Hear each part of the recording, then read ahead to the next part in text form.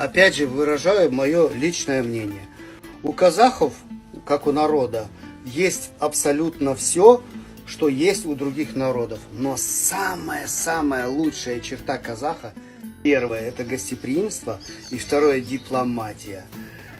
Самые лучшие дипломаты в мире, которых я встречал, это казахи. Во-первых, у них есть юмор. Казахский юмор, наверное, самый лучший. Даже вот КВН казахский был самый лучший. И вот путем вот этого юмора, путем этой дипломатии, казахи непобедимы в этом. Я всегда говорил, что Казахстан это будет нейтральная Швейцария, страна Средней Азии. То есть до сих пор Казахстан не имеет ни одного врага. Все друзья у Казахстана. Ни с кем Казахстан не ругается и не воюет. Вот это ваша самая лучшая черта.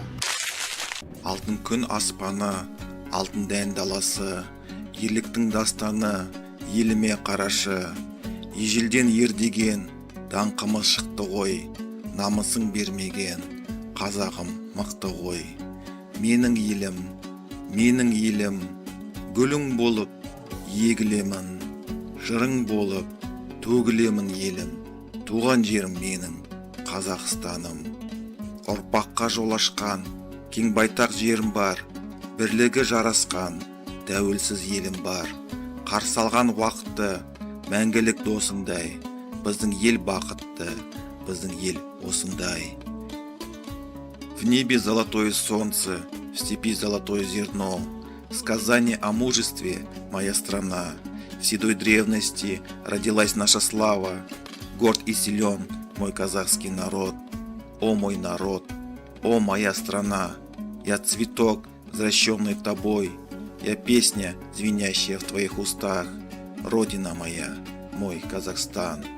У меня простор неоглядный и дорога, открытая в будущее. У меня независимый, сплоченный, единый народ. Как из вечного друга встречает новое время наша счастливая страна, наш народ. О мой народ, о моя страна, я твой цветок, взращенный тобой, я песня, звенящая в твоих устах. Родина моя, мой Казахстан.